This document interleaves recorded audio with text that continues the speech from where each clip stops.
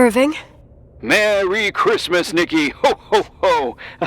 It's a little late for holiday greetings, but I expected that. What? Well, I thought you were calling to... Hey, is everything okay? Yes. I mean, I don't think so. No. What happened? I think I sleepwalked. Like in the old Laurel and Hardy movies? I'm serious. I woke up in church, standing in front of the lectern. Wow. Does that happen a lot? No! One doesn't just become a sleepwalker from one day to the next.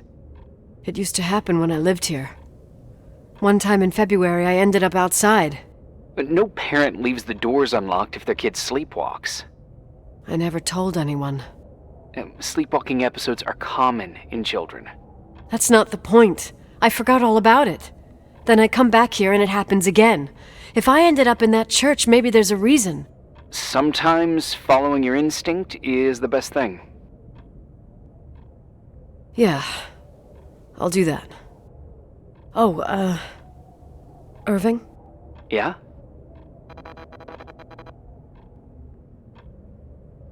I like that you call me Nikki. Merry Christmas. Merry Christmas, Nikki.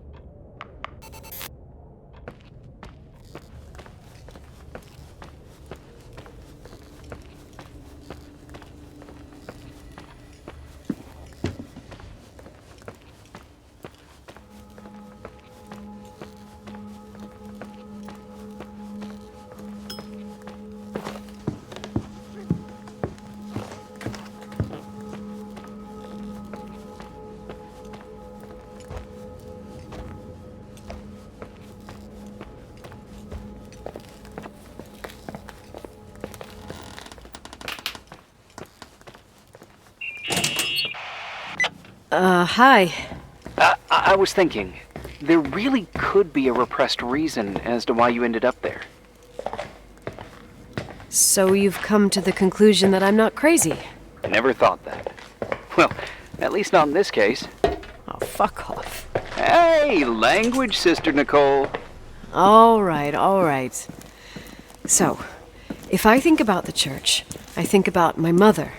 She often helped Reverend Foster. She decorated for holidays, did fundraising, and put up booths to involve the whole community in parish activities, that kind of stuff. I know what you mean. I think she found gratification in doing that, something she didn't get elsewhere, including the hotel. When we moved to Portland, she quit. Fundraising? God. I gather you didn't exactly have a high opinion of your mother when you were a kid. Well, she was really busy with the hotel. I was always running after Leonard. He was much more fun than she was, no doubt about it. He was a philosopher capable of calculating the motion of celestial bodies while taking apart and refitting a motorcycle in less than half an hour. What about her? In the same half hour, she could have audited a business balance sheet. There you go. Ah, a businesswoman. No. What I understood later, living in such proximity to her, is that Mom loved feeling needed. A religious community like ours makes you feel needed, without a doubt. I suppose.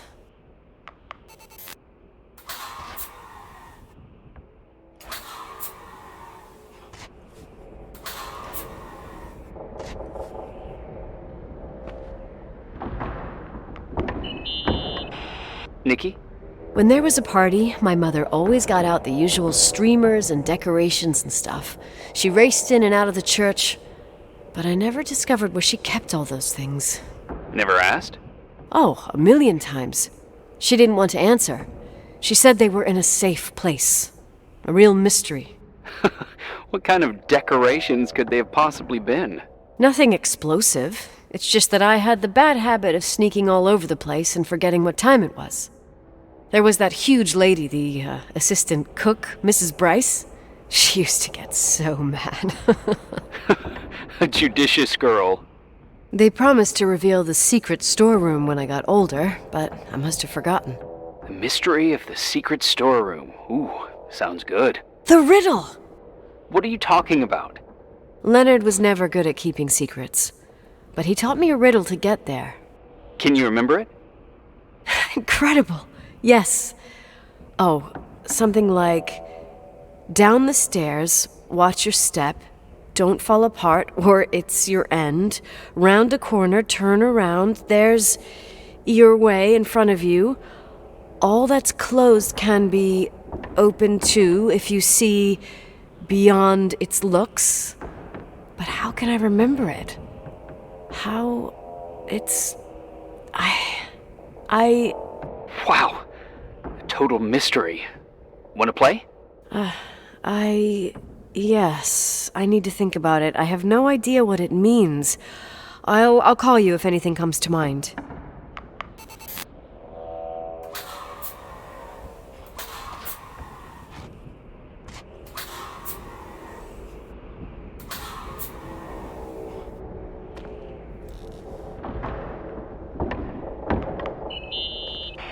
What'd you find? The paintings of the saints. I was convinced Leonard had gotten rid of them. Why? He liked saying that it was more likely to find God in a supernova than in a church. I don't see what he had in common with the Reverend Solomon Foster. They mostly talked for long stretches, in between chess moves up in the attic. United by pawns and bishops, but divided by the saints. Divided by everything else, I'd say.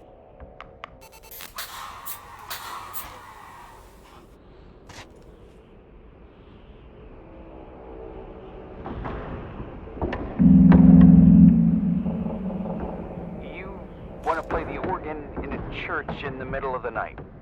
Really? Hey, what are you doing there? Dunno. I think you stayed on the line. Didn't notice. You think it's too horror? The church, the organ, the notes reverberating in the dark? It's been years since anyone played it. My mother's heart would break to see it like this. She adored it. You should take it with you. To play it. In Portland. I couldn't play even if I wanted to. I never learned. I don't think playing the organ is a crucial thing these days. Yeah, right. Tell that to my mom. Essential part of a woman's education, I must admit. Oh, poor Mom. She had a daughter that would rather dig for gold at Hunter's Gulch till the cows came home. I can totally picture you. Uh-huh. Then there was Rachel, who reminded me how useless I was in music. Look how good Rachel is. Look how she puts her mind to it. She doesn't know how to read, but she's got a real ear for it. While I was considered the illiterate artist in the house. If Rachel had been around, she would have improvised Beethoven's Ninth. Was she so perfect? Yes. I'm only just now realizing how jealous I was. Keep looking.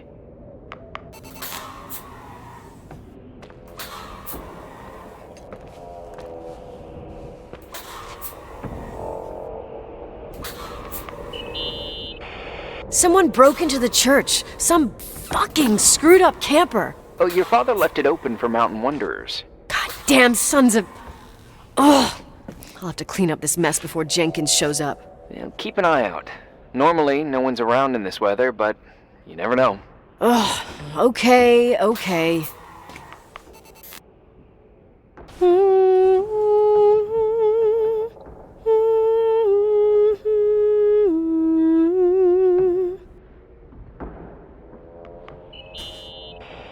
You practicing for the church choir now? I know this tune.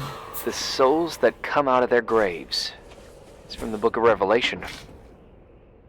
Can I ask you about your mysterious father, who you only sort of mention? My father was nothing like Leonard. Well, I don't know what happened between you, but if you want to talk about it, I will. But not now. It's complicated. Yeah, I get that. Believe me, I do. Thanks.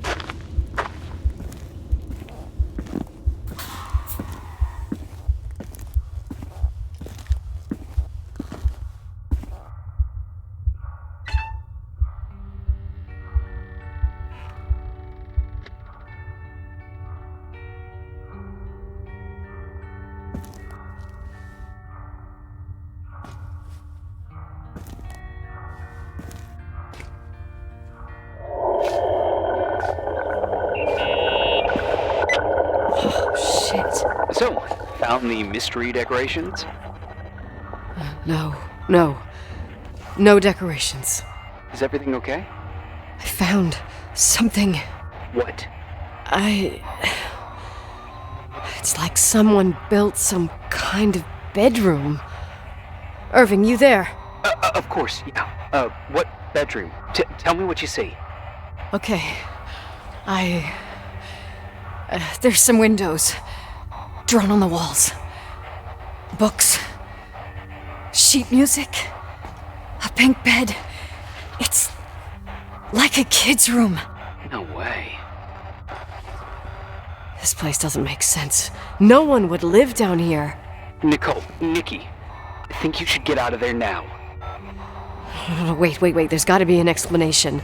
Okay, that's it. Now I'm calling the head office in Billings. I'm telling them it's a code red emergency, so they'll have to... Jesus Christ, Irving. What? This is all Rachel's stuff. Understand? It's her room, a replica. You don't know that. You can't know what her room looked like. Everything here reminds me of her. Let me look around. I'm sure I'll find an explanation. But my other hand's on the red phone. Keep it there, but don't make the call. I need to figure out what's going on here.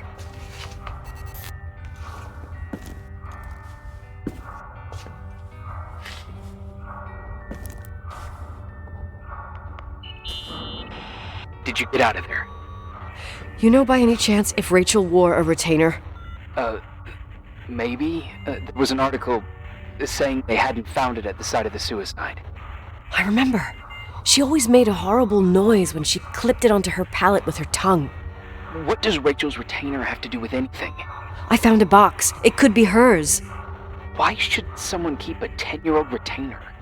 Maybe they're not just keeping it. Maybe they're using it. The box is empty. No way. I can't... Let me go on.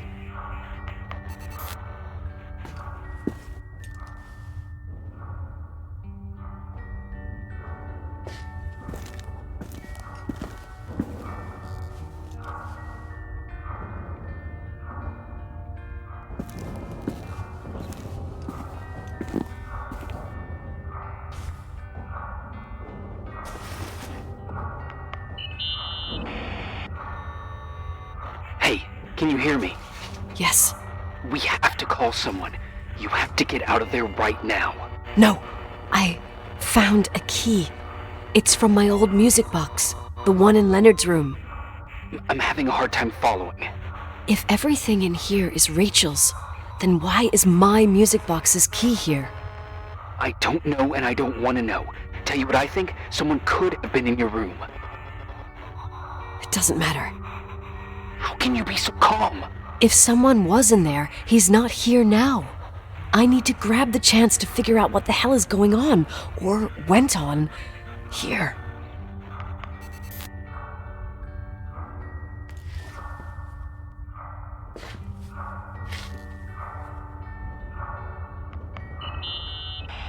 Yes. Nicole, listen. I already know what you're gonna say, but please trust me. Get out of there. Please, you're not helping.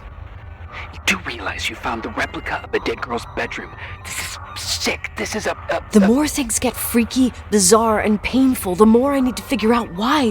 Why all of this? We'll figure it out. With the sheriff. Once you're out of there, into a safe hotel room in town. Please, just... Listen, a bunch of strange things happened since I got here. Think about it. Phone calls on a dead line, old lipsticks that don't go bad. Leonard's notes where he says he saw a girl that's supposedly been dead for 10 years, and now this! All good reasons to get out of there. We both agree that saving your skin is top priority, right? I've looked over every inch of this place, and there's no one. If it's true, you realize what that means. What? What are you trying to tell me? Your father... he spent years in there, in total solitude. With the weight of his family and Rachel on his conscience. He wasn't the kind of guy to just let the past slide with a shrug. You know that too. You're joking, right? You think he did this? think about it. That room could be an act of love. Distorted, even morbid, but in his eyes... How dare you? My father might have had a lot of weaknesses, but surely what you're saying... Leave out that he cheated on my mom. Leave out that he fell in love with a 16-year-old, but fucking hell, don't you dare even think that! He would never have built a fucking underground shrine for a dead person. Your father had changed in the end. You didn't spend time with him, but I met him, and I'm telling you. No! I don't give a shit about what you have to say. I just want you to know that... If you don't want to help discover the truth, don't call me.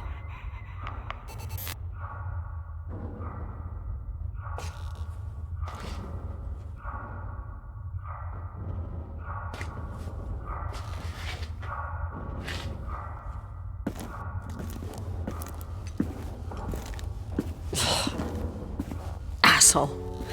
How dare you? You don't know shit. You don't know fuck. Finally, a bit of peace and quiet. It'll help me clear my head without those incessant phone calls. I'm not a fucking switchboard, for fuck's sake. Okay, let me piece things together. I just found out there's a room dedicated to Rachel Foster in my father's hotel. Maybe with items from her real room. Holy Jesus, that's freaky. Some people think she didn't commit suicide, and some even think she's still alive. I have to think it through. What concrete clues did I find? First thing, the phone call. They said Rachel isn't dead. Then the lipstick from 10 years ago turns up, still good. And then my father's various notes where he says he still sees her. If that were true, it might explain the sighting by her friend here in the Timberline. And now I find her retainer box, but no retainer. That room might not be a reconstruction. If Rachel didn't kill herself, Rachel could have lived here. But if she's still alive, why doesn't she tell her parents? Unless they're all in cahoots. No suicide, no Timberline money. No, I'm just being paranoid. And then there'd be no reason for her to live in a fucking underground replica of her room. My key in the middle of Rachel's stuff. Is it a message? Where do I fit in? Are you trying to tell me something, Dad? My music box with the hockey player. I don't think I have the guts to hear that tune again. But I must.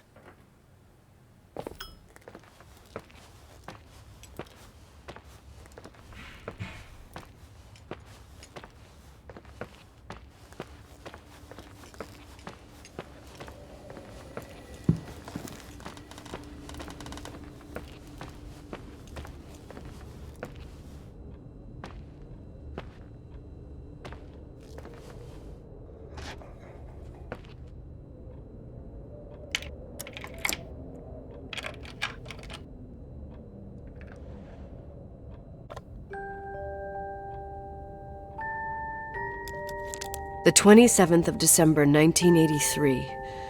The hockey finals at Missoula. Us against Cold Springs High. We won by sudden death after a 3-hour game, and I got the medal for the most number of face-offs won.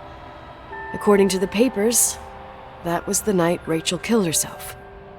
Coming home, Mom barely had the time to pull into the garage that I was already racing up to you, waving the medal in your face, Daddy. I was so happy. But you had other things on your mind, right? And you and Mom started fighting. Voices getting louder. That long silence when she comes down the stairs with the suitcases and Mrs. Bryce tries to stop her. Mom's car stays here, and we leave with my Uncle John's. I never found out what started that fight. Mom never wanted to talk about it. Are you trying to, Daddy?